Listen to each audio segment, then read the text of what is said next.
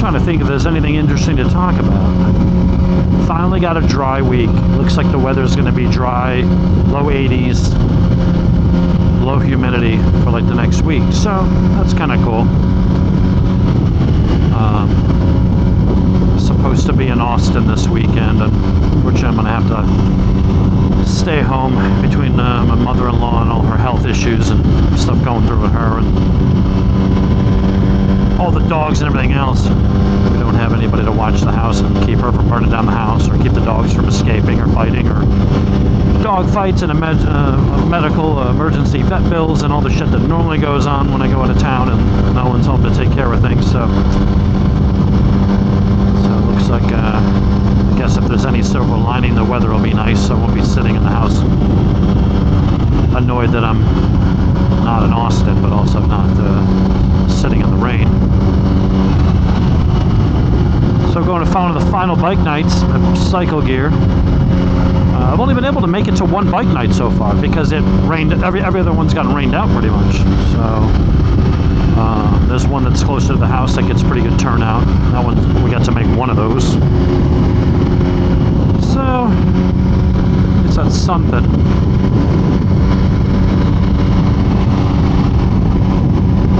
I really do love this bike. Every time I ride it, I ride the Triumph and I'm like, I love the Triumph. It's so cool, it's fun, it's torquey, it's just, it's an agile bike. And then I get on this thing and it's just a whole nother level. Having pretty much limitless power at your fingertips, like right there. But it does so in, and I don't want to say a gentle way, because it's not. But it's just, it's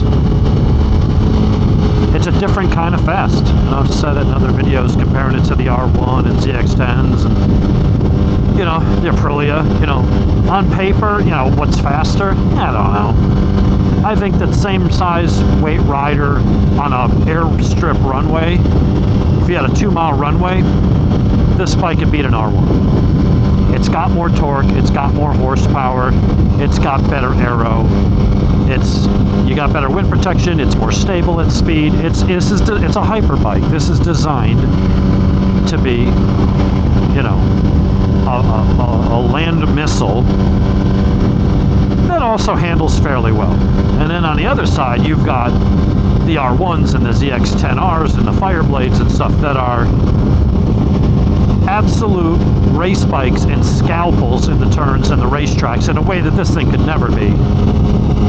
And they're still ungodly fast. So overall, you'd say, well, they're better at more things. This is good enough in the turns, unless you're trying to set a lap time, and then, yeah, the heftiness and the long wheelbase is going to work against you.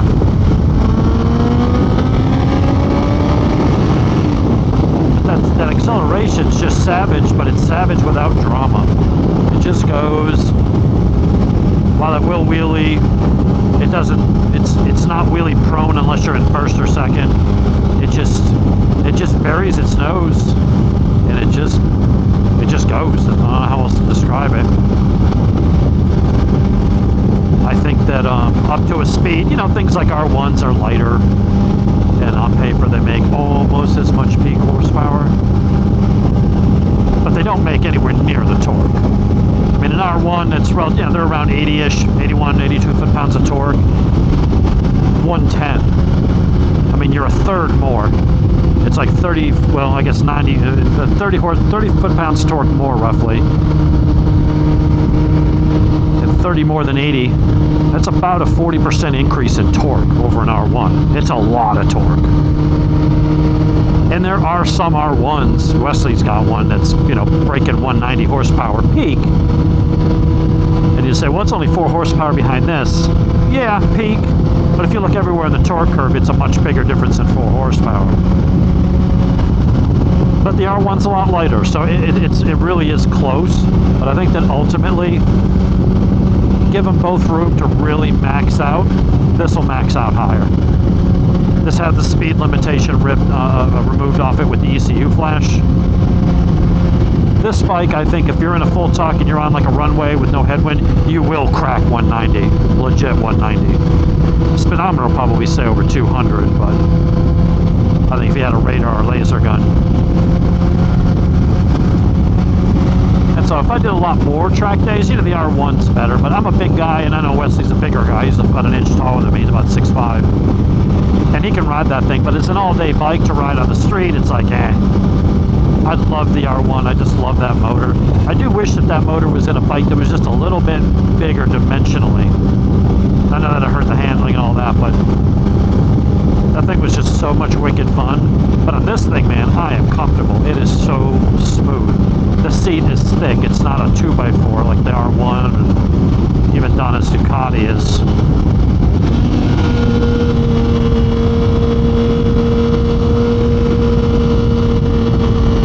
Let's get this guy out of the way.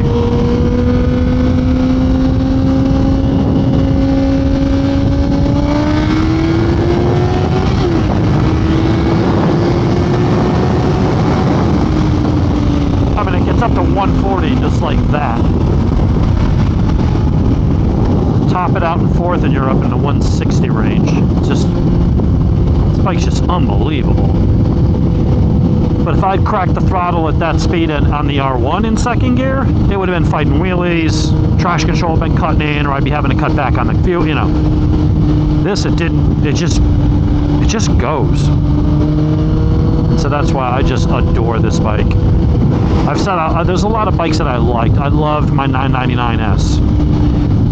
I've had the discussions with people like, if you could, I've had 32 bikes personally, not including Donna's. And it's like, well, if you have any ones you regret selling, honestly, the 999S, because it was just so different. That was the awkward looking Ducati with the vertical stacked headlights, but it was absolutely one of the best handling bikes I've ever owned. Had full Öhlins, just steady as a rock. Only made like 127 horsepower at the wheel. Made a lot of torque. No electronic rider aids or anything like that. But it had that Parts Unlimited. It was the Bostrom and Hodges World Superbike paint scheme. And actually Bostrom and Hodges signed the tank. Or the tail. I forget what it was. They signed it somewhere.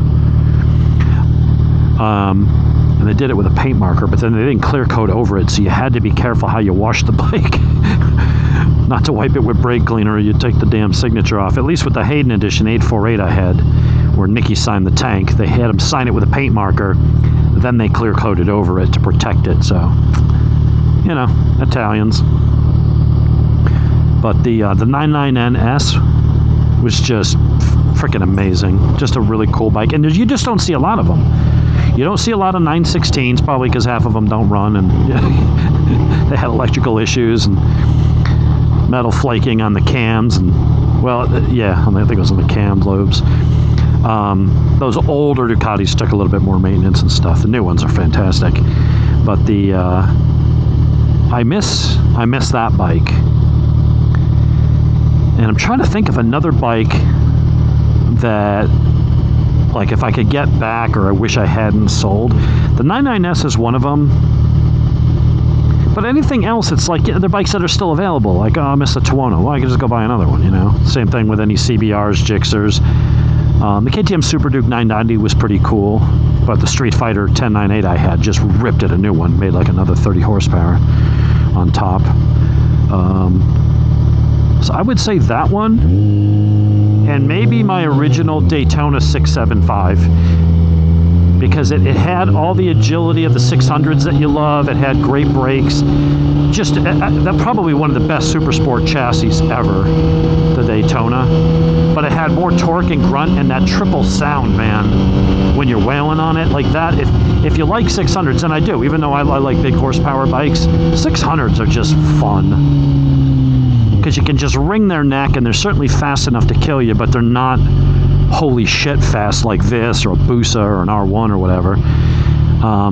So I would say the Daytona 675 was just an absolute really cool bike, because it had just a different look to it. That it revved out like a 600. It had that, but it had a lot more mid-range torque than the 600. You didn't have to get it up to 9,000 RPMs for power. The power would start coming on around 4,500 or 5,000. So it's a good balance between a twin and an inline four. that bike was pretty sweet. You know, if they didn't have a Moto 2 edition, if they just had the Daytona 765 and just got rid of the carbon fiber and the Moto 2 graphics, I would buy that bike. Because it's everything I liked about the original Daytona, but it's got more power than the Street Triple RS, and it's got all the electronics package. Like, it's the best of all worlds. The problem with it is I don't like carbon fiber bodywork. You can see scratches a mile away. The epoxy scratch is really easy. You know, that the resin that the carbon fiber is made out of. And for what they want for them, it's just, to me, it's not worth it. That, to me, is not an $18,000 bike. If I'm going to spend 18 grand on a bike, it's going to be a Panigale. You know what I mean? It's going to be something really, really cool. Or a new R1 or a ZX10. I'm not going to spend 18 grand on a 600 series bike. I know that's a 765 and is pushing stock around 123, 124 to the wheel. And you do the exhaust and the tune, and you're pushing over 130. It's right up there with like a really nicely tuned Gixxer 750. But it's got all the electronics and Öhlins and everything. It's a fantastic bike. But yeah, I just don't care about the whole Moto 2 thing and the price premium. I'd just rather have a plain old one in red or something like that. But this is a bike I think I'm probably just going to keep for a while. I think this bike's going to go away. This is going to be a kind of a classic. And as long as it proves reliable, I mean, yeah, it'd be nice to have a quick shifter and auto blip. I can add a quick shifter, but not auto blip because it's not ride-by-wire. But hey, it's got ABS, it's got traction, it's got a low power mode if it rains. Although Kawasaki's definition of low power mode is 150 horsepower.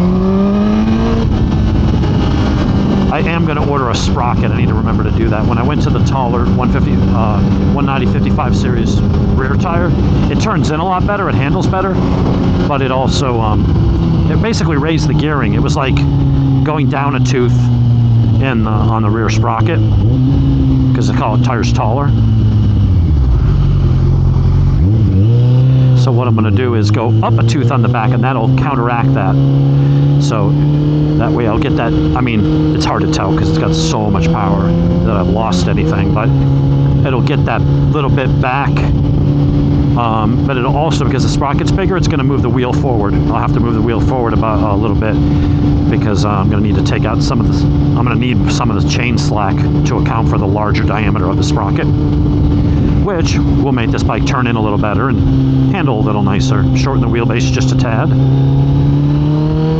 So, but I may get the Heeltech. I think just makes a good bolt-on quick shifter that you can then just Bluetooth in from your phone and change the settings, cut times, durations, all that stuff, sensitivity and everything. It's just to work real well. I won't have auto blip, but at leleast when I'm hard on the gas and I'm, you know, goofing around, I can just bang through the gears like I did on my ZX6R. But yeah, I mean, I just feel how this thing glides around, and that there's not a lot of bikes that are proportional to me. Now Harleys and big bike, you know, cruisers, yeah. But when I'm on a sport bike, most sport bikes are designed for little guys in a little wheelie. And it's, yeah, can I ride them? Yeah. But I'm always kind of tied into a pretzel. Let's face it, I'm 50 years old, I'm not in the best shape. I mean, I'm not in horrible shape, but I'm not in the shape I used to be. I could lose 20 pounds, but it's definitely those little bikes that tie a guy my size into a pretzel. As I get older, I'm just less likely to want to be folded up like that. And so having something like this, where it's luxurious, I mean, which sounds strange to say about a sport bike, but it really is. The seat is just super thick and squishy. The bars are very humane. You know, maybe part of that's my height, so it's hard to tell from the camera angle here, but I'm only leaned forward. Like, I'm not bolt upright like I am on a cruiser, but I'm only leaned forward. I mean, I'm probably sitting up at like a 70-degree angle. I might be leaning forward 20, 25 degrees, not the 45 that you would on an R1. So it's very light pressure on my wrist. It's no pressure on my neck. It's just a really nice, comfy bike. I think I am going to get a taller one, a windscreen. This one is taller than stock, but I should have gotten the tall one. For my height, that'll really help. keep the wind off me, especially when I'm on the track trying to go fast. I'm really bad about tucking. It's like I hunker in a little bit. That was a really nice dog. I saw that dog yesterday driving through here in the car. Guy's got some kind of Mastiff. Beautiful animal. Might look like actually like a Cane Corso, which is a type of Mastiff, I guess, but or King Corso as people call them. But yeah, this is one I'm gonna I think I'm gonna keep this one for a while. And I've said, my friends are like, yeah, whatever. I've said that about a lot of bikes, but honestly, like, you have an R1, you're like, oh, there's a Panigale. It's different, but it's, you know, there's other bikes that are kind of, you know, that you can pick up and do the same thing with, right? Oh, I want a ZX10 now. That bike looks cool. Okay, that can replace the Panigale. They're really, you know, when you look at this type of bike, it's like, what else is there? There's this. There's the Hayabusa. I know BMW used to make their Busa equivalent, the K1300 RS, or, you know, something like that. And that was a really cool bike. Not quite as fast as the Busa, but it was a really cool bike. As far as like big, comfortable hyper bikes, there's not a lot out there. Honda doesn't have anything anymore. You know, they had the VFR 1200 that apparently if you unlocked it and tuned it and stuff, you could get some good horsepower out of that. Not quite on par with this, but, you know, if you wanted that type of, hey, it's big, it's kind of like a hyper touring bike, it's sporty, you can do anything from a track day to some light touring on it, but it goes like stink. But Honda, I don't think, makes that anymore. There is no VFR 1200. Kawasaki's got this. They got the Ninja 1000, but that's really more of a touring sport bike. It's not as big, and it's nowhere near as fast as this. You got the Busa, and Suzuki definitely did a good job with the refresh. I almost bought it. Part of me is like, oh, I would have had auto blip. I would have had all the shit that I want. As far as electronics go, I really like the way it looks, but at the time it was $3,000 more, which wasn't really the biggest thing. It was just part of it. It didn't feel as comfortable as this, and at the time the ECU hadn't been cracked, and the reports were, yeah, it looks great, it's got great package, you know, all the electronics, all the stuff, the quick shift, everything's great, but it actually makes less power. It's not as quick as the model it replaced. And I'm like, I'm not going to spend extra money to be a little less comfortable for a bike that's slower than the one it replaces, and definitely slower than this one. So I was like, you add all that up, I'm like, screw it, I'll just go with the Kawi. And I'm really glad I did. It's just a great bike. I like the fact that it's got the Brembo radial master cylinder. It's got, I think they're M50 calipers, mono blocks. It's got the braided lines, steel braided lines. I mean, all that stuff in the factory. The suspension's good. It's not awesome. It's good. It definitely gives a nice, plush, controlled ride. And being able to ride it all day, man, doing a 350-mile day, riding up the interstate for 2 hours, riding all the twisties, getting to the Dragon, doing the Cheraholo, riding all the twisties back. That was a long freaking day. That was a 9 or 10 hour ride. I was fine. And I've done that same ride before. I did it on a Street Triple RS. I did it on a Tuono V4 1100 RR. I've done it on other bikes. I had my Daytona up there. I had a Speed Triple, a 2017 Speed Triple S. I had a 2009 Aprilia Tuono, the 1000 Factory Edition with the Marchesini rims, the gold frame, the Öhlins, all that shit. Full of Kropovich system. I mean, that was a tasty, tasty bike with the lion paint scheme. I had that up there. None of those bikes were as good all day as this thing. It really is a tremendous bike. Kawasaki just did a phenomenal, phenomenal job with it. To pack this much power and comfort, stability, and still, for a big bike, man, to be able to chuck it in the damn turns and go do a track day and have some fun on it, man. It's an amazing. That was like 20% throttle. The front was coming in above the kick, whatchamacallit, traction was kicking in. It's just a stupid, stupid machine. So, pulling up the Bike Night, we'll see how good it is. It's in cycle gear, so who knows. I'd say pink hair, but that chick has got massive shoulders. I don't think you want to mess with her. Yeah, she's got to do like bodybuilding or something. No one's got arms and shoulders like that naturally. Now they're doing the slow drag racing. Anyway, we're here. Let's see what kind of... It looks like a pretty good turnout.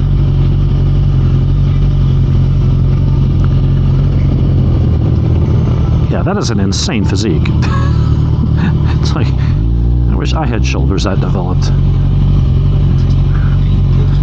Let's go find some place to park.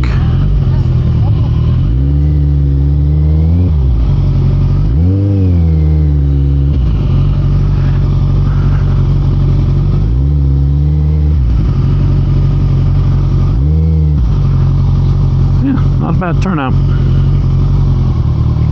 I guess I'll go over here. I don't know where Jimmy is. I'll have to go find him. Anyway, that's my little vlogging for this evening.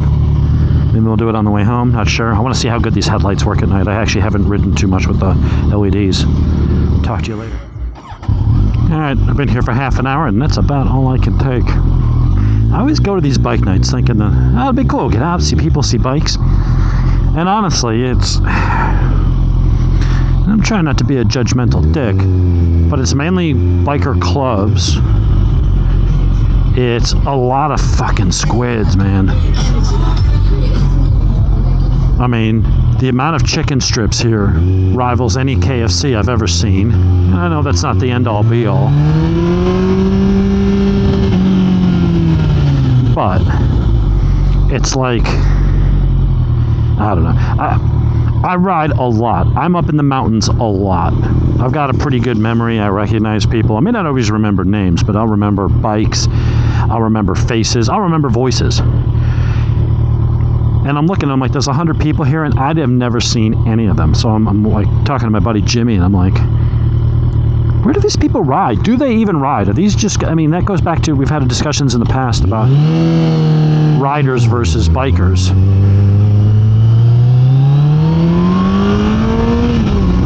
And it's like, you know, it's the bikers aren't just Harley guys, right?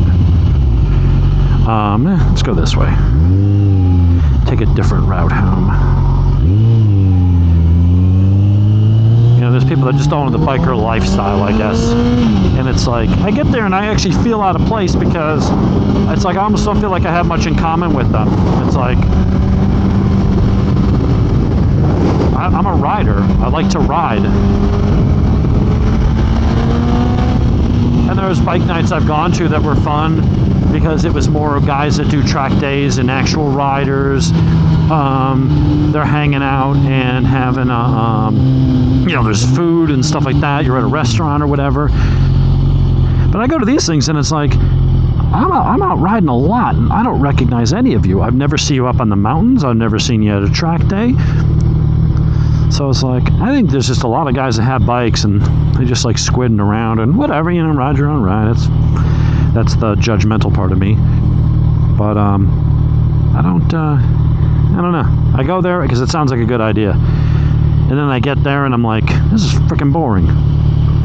There's a bunch of squids walking around wearing dirt bike chest plates while they ride their Busas and shit like that. It's like, dude, do you even understand how? And it's like in your head, I go through the conversation like, do you understand that if you were to hit the pay, and then it's like, whatever. If you understood it, you wouldn't be wearing that. If you were open to critique or learning something, you would have learned this already, and I wouldn't be having to tell you. So it's like I just don't even say anything, but I get annoyed.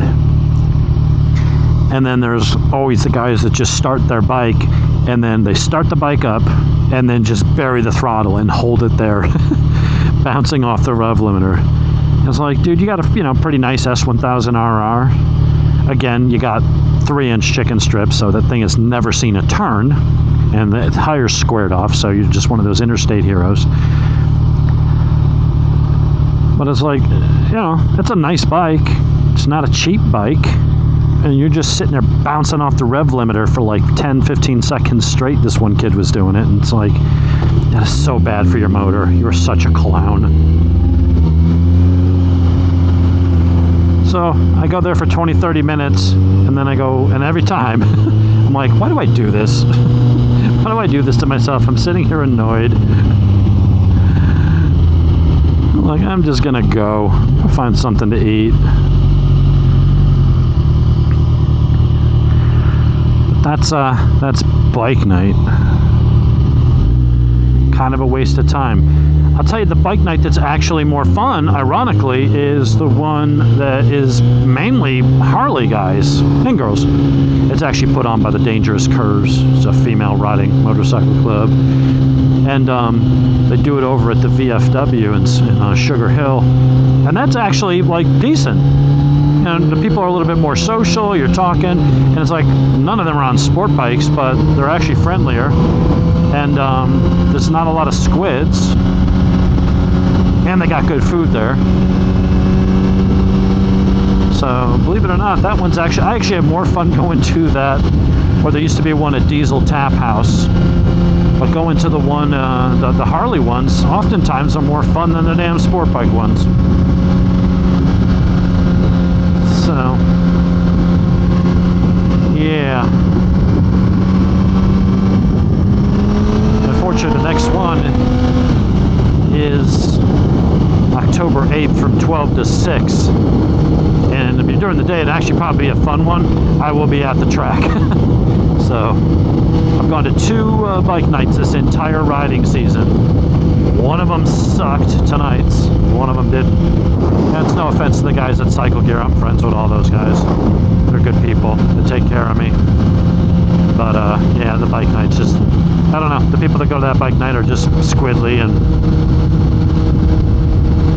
doesn't interest me. But anyway, I don't know what else there is to talk about. I figured I'll turn it on, do a little vlogging. At this point, I think I'm just going to shut down and turn my music on and listen to some tunes and maybe go find something to eat. That's all I got. Coming to the channel. I'm hoping to get, I'll follow up tomorrow and see if I can get on GMD CompuTrack's calendar for Friday or something, or Saturday maybe. See if I can get my suspension set up, and if so, I'll be up there in the mountains, and we're going to have some fun on the Speed Twin and see what it can do with the new shocks, see how it feels, and have a much more in-depth ride impression with the Öhlins. And I don't think I got any more knife reviews coming up, although there's one I've been itching to buy. The QSP Penguin. Just looks like a really fantastic cheap knife that everybody just freaking raves about. So I've got one that's made, like the handle scales are made of like chopped up carbon fiber and resin, and looks like a really cool little knife. I'm thinking about picking one of those up. I do have my rest of my AR-15 parts on order, so I've got a pencil barrel, a nice upper from Palmetto coming with a nickel boron bolt carrier group, and I've got the lower belt and everything ready to just drop it on. I'll have a cheap optic coming that's going to tide me over until I feel like spending the money on an EOTech or something, but I want to keep it a lightweight build. That'll be my official Ranger shit hit the fan kind of gun. I've got ones that are set up more like a DMR and more long range accuracy with a really nice scope and for more precision type shooting and stuff. What is this fucking clown doing?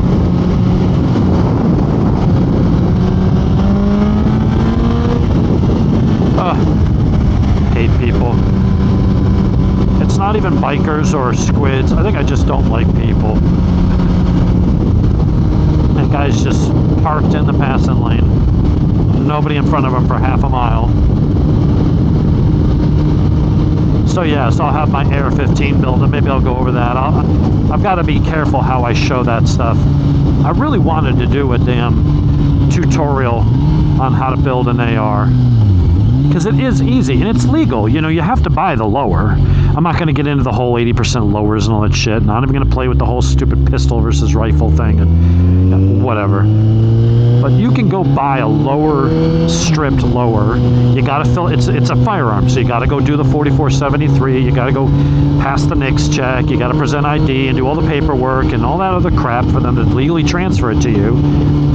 But for some reason, they have YouTube's got their a hard-on for anybody showing how to assemble a rifle. And it's like, I'm taking legal parts and just putting them together. It's not showing anything illegal. You're not showing how to go get it illegally. You still got to go to the dealership and buy the damn lower. So what's the problem? What's the problem with doing a tutorial on how to put together parts for a legal product? Because I think that stuff's interesting. And I think a lot more people would do it, and they would find it interesting. And for me, it's nice because you get to pick your parts and put it together. It's like a fun hobby. And then you get to actually go out and use the thing and shoot it and hunt with it or do whatever you're going to do with it. And you built it. But also in the process of building an AR, putting it all together. And when I say building, I mean assembling. You're not really building it. You're not milling. You're not, everything's just put it together. The hardest part is holding some of the little pieces and knocking in the roller pins with a punch without it slipping and scratching the lower. Like, that's the hardest part of it. But it's nice when you do assemble it and put it together like that, because then you know how it works. So when something breaks or you want to upgrade the trigger or something wears out or it's malfunctioning, you know how to take it apart safely, and you know what parts to replace and how to put them in and how to fit them and stuff like that. So for me, that's kind of the joy of it. You're like, okay, I built this. It's like anyone can just walk in with Storm. Just, oh, give me that one and sign the paperwork and buy it. And it's not like makes you a rocket scientist, but, for being able to put together an AR. It is a modular, simple to assemble design. There's not a whole lot to it. So, but it's nice to know the inner workings. There's only a finite number of pieces. And to be able to, at this point, I just buy the bag of parts and, all the stuff that is off the shelf, and then I go buy my lower from a dealer, do the paperwork, and then you just go home and spend half an hour putting it all together. And I really would like to do videos like that, but I know that they won't let me monetize. And I could put it up without monetizing it, but I still have a feeling that they would ding me because it would show manufacture of a firearm or something, which again is completely 100% legal. It's not even like, oh, it's a loophole, you can technically do it. You're playing in a gray area like a, 80% lower. It's nothing like that. It's totally legal to just go and make it because they know you still have to go through the background checks to get that stuff. Unlike the 80%, which is the loophole. It's like the 80% lowers, which I don't have a problem with, but I mean, if you're looking at it from a legal standpoint, they said, look, you can buy this stuff, but you gotta, it's a firearm, so you gotta go through the paperwork just to make sure you pass the background check and you're not a felon. Okay, whatever. I'm not against background checks. I think that we should make attempts to keep guns out of the hands of, if a gangbanger who's already got a rap sheet a mile long, I don't want him walking into a dealership and buying shit and walking out with a bunch of weapons that he's going to use to shoot people. I'm fine with background checks to verify you are who you say you are and you're not a prohibited person. But then some people said, okay, well, what is a firearm? Well, a firearm has to be to this point of manufacture. Okay, let's manufacture it just short of that, and then we can sell it without paperwork. So it's definitely a workaround and a loophole that they're playing with.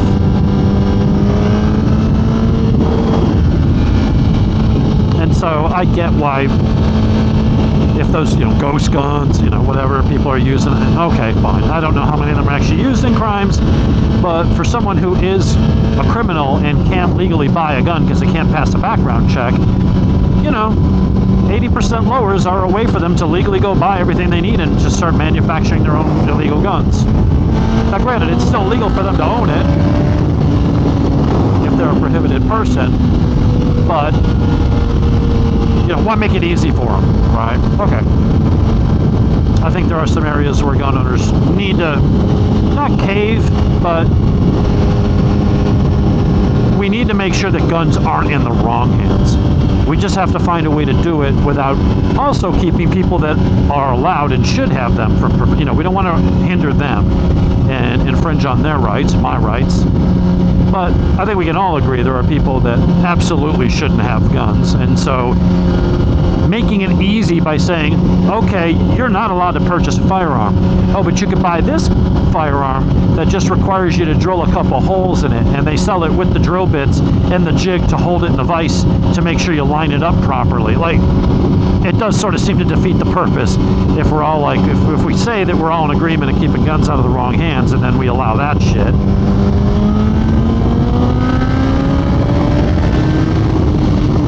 Love it.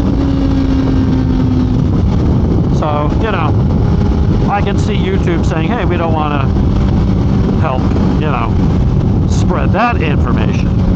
Okay, but we're not talking about 80% lowers.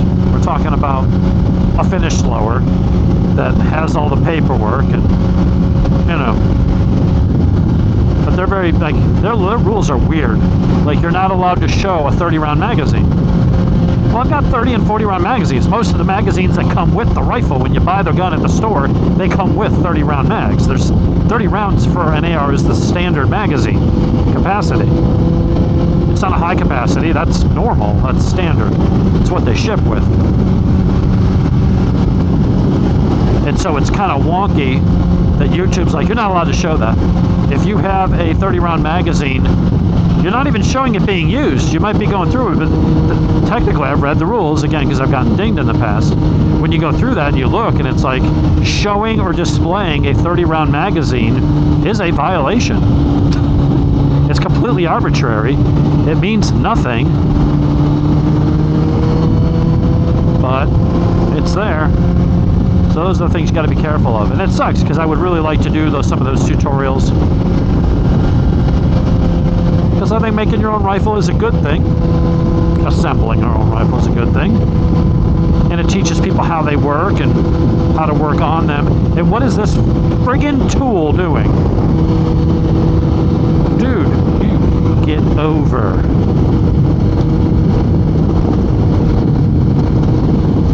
I don't understand people that do this. It's like they don't want to pass anybody. Then you don't need to be in the passing lane.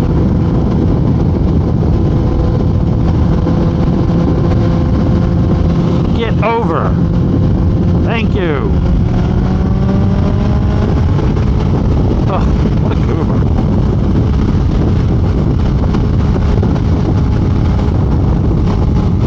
So anyway, I'll have that video.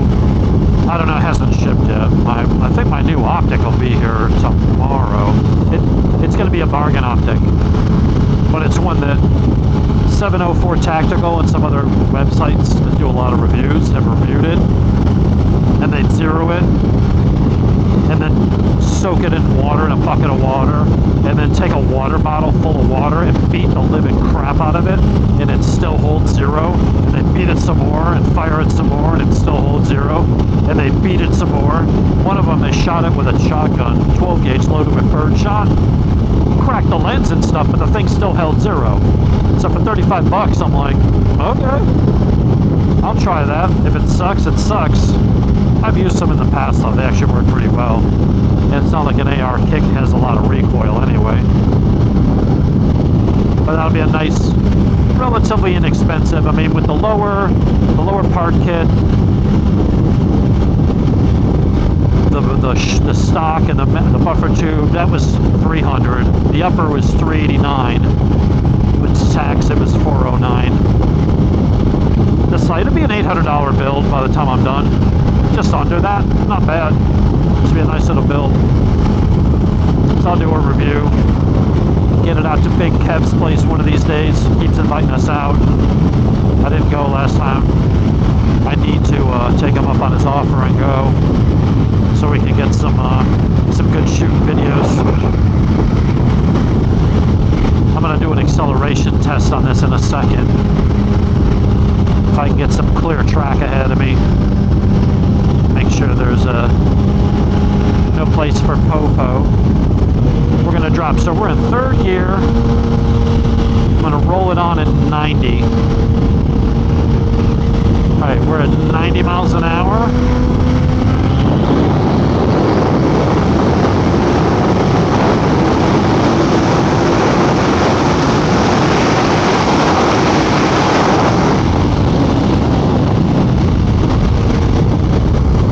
I don't know how fast that was. I was looking at the road. I guess I'll have to watch the video. But the way this thing just accelerates, I got into 5th a little bit, didn't even get, oh, yeah, we didn't even get to 6th. Yeah, a taller windscreen will definitely help. Maybe I'll blur out the speedometer, but I'll be able to see it before I blur it. Oh, it's such a crazy bike. But again, it's so smooth, it just glides along. You can do that speed on the R1, but you're hanging on for dear life. The wind's clawing at you. Unless you're Danny Pedrosa getting down in there, it's just hard to hide from the wind. This, it was fairly easy. That was fairly smooth. I just kind of backed off, but I mean, we could have kept going. I still had the rest of 5th and all of 6th to go. I'll be honest, I saw out of the corner of my eye that minivan I was pulling up on, and I saw some stickers and writing on the back of it, and I wasn't sure if that was like police or sheriff's department or something, and I was just like, oh boy.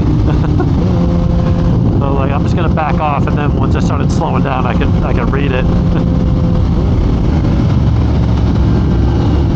So I don't know how fast. I'm not sure what my top speed on this bike has been. I think it was on track. I mean, I've hit like 160 on that stretch of road before. I'll look and see if I beat that this time. But I mean, we're only doing it, I mean, what was that, 20 seconds? It was just a quick little blast from 3rd to 5th. I've never maxed it out. Ooh, there's a cop. Hey, officer, just doing the speed limit. Nothing to see here. But, yeah, it's a wild, wild bike. It's just big, but I like it. I like big, makes it comfortable. So, I think I'm going to shut down. I think I've run out of things to talk about. Also, if I do go for, well, I should be able to get for, well, I'm definitely going to ride this weekend, but if I get up to GMD CompuTrack, I'll do all that stuff. But if anybody wants to throw out ideas for a topic for Saturday or Sunday morning drive with Dave, I can maybe do Saturday morning ride with Dave while I'm riding up there to GMD, or for maybe it's Friday, I don't know, I have to wait till I hear back from them if they can squeeze me in, and then I'll go and post it the next morning. So if there's any topics, I tried the philosophical one just to see if anyone found that interesting, but again, I still get the same 30 to 50 views for any of that stuff.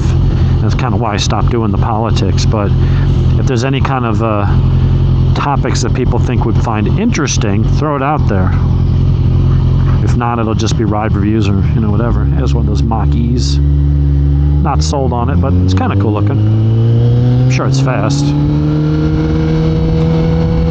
So anyway, I'm going to go in search of something to eat and then head on home. So everybody, have a good evening.